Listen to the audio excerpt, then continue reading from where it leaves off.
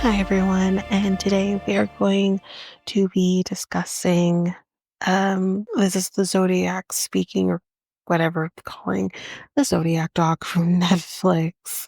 That's what we're going to be talking about in this episode. So this is a three episode documentary. So of course, per usual, we're going to be splitting that in half. So all of the first episode and half of the second in this episode, and then the remainder of second episode, and the third will be next week. So let's get into it. So, episode one. So, we start off in 1961, which was 7 years before the first killing. We're meeting the Seawater kids. I'll kind of have their names as we go along, and they're enrolled at Atascadero. There is where they meet Mr. Allen, and they say that they have always referred to him as Mr. Allen, so they continue doing that throughout. I feel like calling, I'm gonna keep my thoughts and my theories at the end. So, um, we find out that he would start tutoring Connie, which is one of the older kids. He would start driving the kids home and, kind of getting himself acquainted with everybody. And that's kind of how he would meet their mother. They said they had no father. He was in a state hospital because he, trigger warning, molested Connie when she was 8 years old.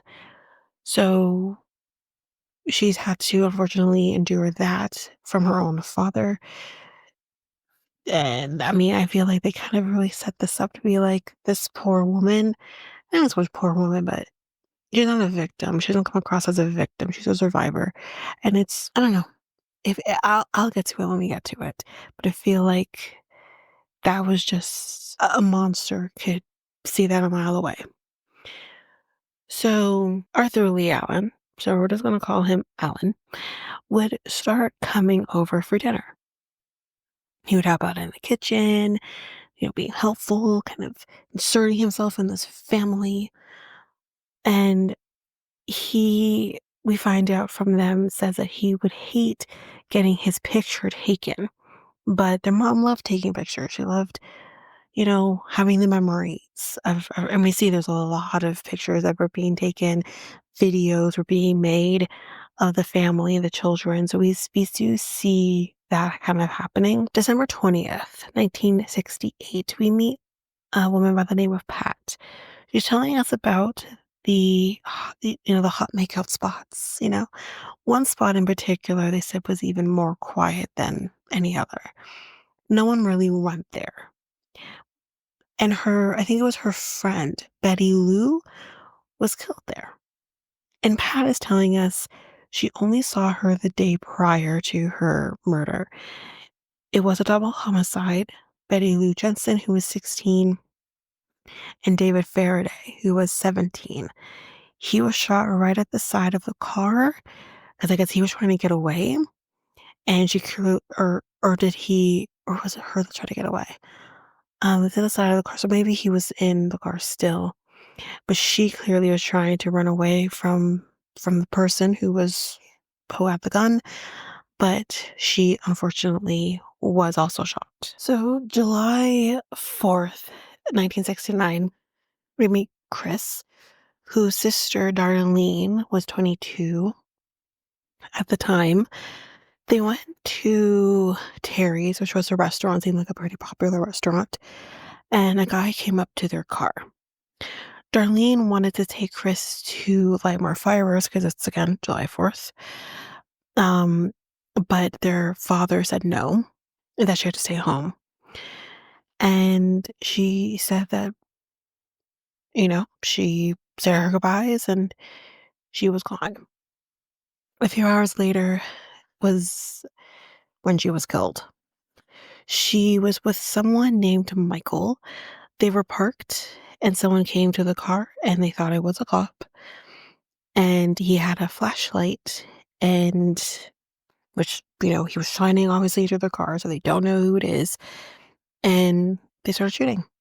and most of it was aimed at her. So, like, all you could think of, because she says, like, I wanted to go light more fireworks with my sister." It makes you wonder, like, what would have happened?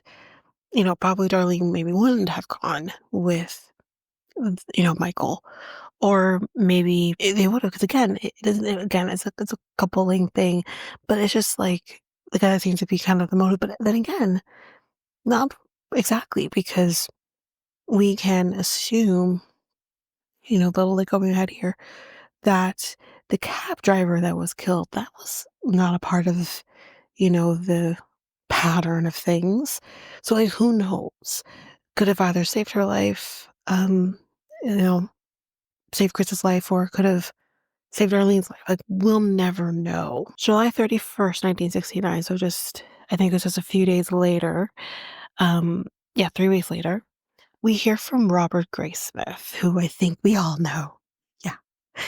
He was working as a cartoonist at the Chronicle at the time, and they get a letter from Zodiac claiming he killed the teens from last year and the girl from July 4th. So he's claiming he shot the teens before, we talked about in the beginning, and Darlene. So then they also talk about the fact that the cipher, which again, we all know, the infamous cipher from the Zodiac, was a part of this. And they were told, as we know, to post in the paper or else. No, for real, like, post it in the paper or something is going to happen. The cipher had three parts to it, and it was sent to three separate newspapers. So each newspaper had to post this cipher. And yeah, they all had to publish it, and no one could crack it. No one was able to crack the cipher. A school teacher and his wife think, well, kill is probably in this letter. So they basically try to find the double L's or the double symbols. That is most likely kill. So they find that, and they're able to kind of figure it out from there. But the police didn't believe that the cipher came from the actual Zodiac. So because they don't believe, and they're kind of taunting him, being like, oh, we don't believe, he sends another letter sorry, not in, on September 27th, 1969. We're at Lake Berryessa, and we have Cecilia Shepard and Brian, who, I'm sorry, I didn't catch his last name, are our next victims. Brian is the only survivor of this attack. So this is kind of coming from his perspective. So he explains that a man in a hood with knives kind of approached them and would ultimately stab them both. As mentioned, Brian survives. Brian described the hood as like these slits for eyes, which is so creepy. The drawing to this, it always creeps me out. It will just never not creep me out. Like, I see it in my head right now. I was like, oh. But he had this logo with a circle and a line in it. They also explained, the police officers also explained that on their car, he wrote on the door that was not facing the road the date and time, basically, of when the attack happened and also what happened. And he also drew the same symbol that was seen on him. It was noted on the date of the killing, a police officer actually pulled a man over for speeding away from the area. Not like near, not like way away, but like near. And the officer actually asked this person, why is there blood on your seat? I wish someone did a little bit more investigating. You know what I mean? In this moment. He says because he was skinning a chicken. Where, sir? You're just skinning chickens in the middle of God knows where? Don't you usually take that somewhere else? Like, what? Where's the chicken then? That would have been my question. My next question would have been, where is the chicken? Where is the chicken? Because I'm gonna imagine that the blood seen on the seed was somewhat fresh. So where's the chicken? So because they don't ask follow-up questions, they let him go. And they I don't know if they ever I think they did say that the person did resemble Arthur Lee Allen. And they also talk about the fact that he actually had like a skin suit. He did a lot of skin suit diving or whatever. Um, so they kind of talk about that um a little bit. Anyway, they say apparently he was a good swimmer, an award-winning diver. I don't even give a shit. I mean, it's relevant to the story, yes, to this whole situation, but I don't care.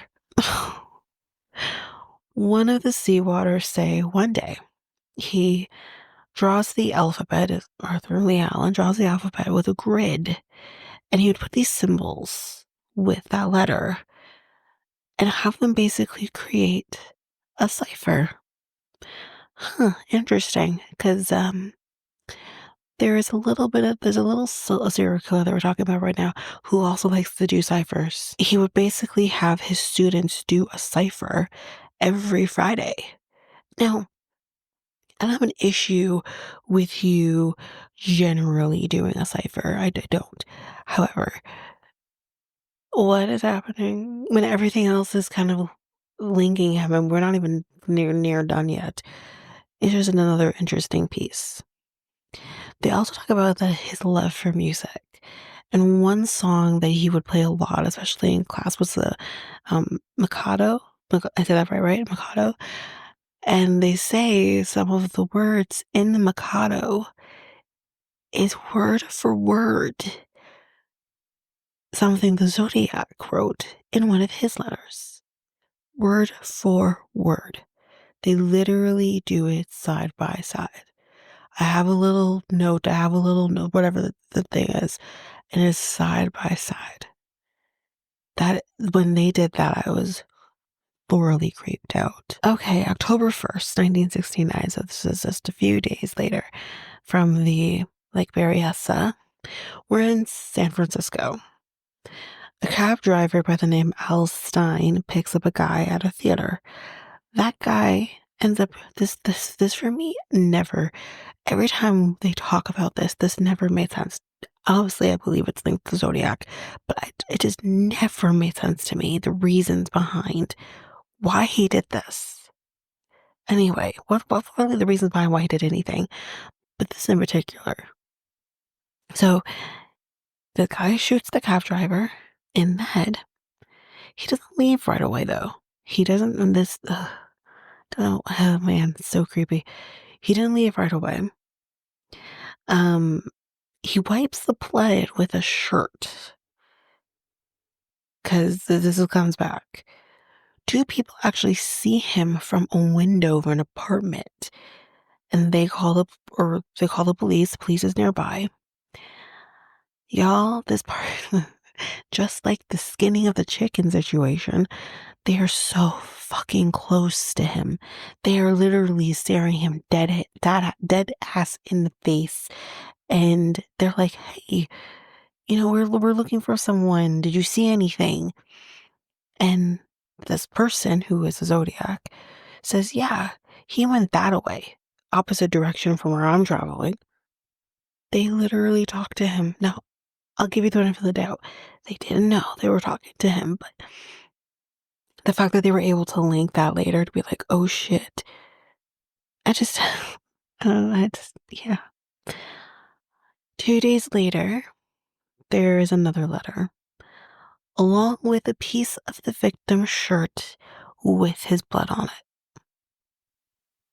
Just like he ended up doing, as we were saying, doing. He made a threat saying, Maybe I should target a school bus. Shoot the tire out and pick off the little kitties as they come running out. You're a sick fuck. First of all, number one. Number two, obviously the hysteria that comes out of this. He wanted that. This is exactly what he wanted. Number three, if Arthur Lee Allen, this man's supposed to be a school teacher, and making comments like this, whether he means it or not, we'll never really truly know because, spoiler alert, this never happens. Um, but if this is the person who is around children, which I mean, again, this man should never have been around children, with or without this piece, um, it's just terrifying, the thoughts that go through a person's mind. So basically, what ends up happening, which is, exactly probably what he wanted, police officers would trail the buses because they're, watching the buses, make sure nothing happens. They'd have helicopters overhead to also see, if anything is afoot in that sense. Then it's realized that the Zodiac quoted the Mikado in his letter, so they've put those two things together now, which we talked about before. November 8th, 1969, more letters and another cipher is coming their way. Something about a death machine is something that he references this time, meaning bombs. Now he's talking about bombs, which I feel like, again, it goes against the Zodiac's, like, motive. I mean, maybe we'll never truly know what his motive is, but it's interesting that he goes after couples and 9 times out of 10 is killing the women, or at least the women are being brutalized more than the men are. It's always usually, if there's any survivors, the man always does survive. And I feel like the I mean, he doesn't always use a knife, but he's used guns or whatever. I feel like, I don't know, there's a difference between using a gun or a knife than a freaking bomb. I feel like this person really wants that personal touch. He wants that up close and personal feeling to it. You don't get that from a bomb. This is interesting. Anyways, Robert starts getting involved trying to solve this. He's like, I'm gonna get this guy. Like, fuck this guy. I'm with him. He asks the detective, has anyone ever offered to find the guy? Like, to help find him? Basically, insert himself into the investigation. And he says, yeah, actually, there was one person. Arthur Lee Allen. The fuck, you say?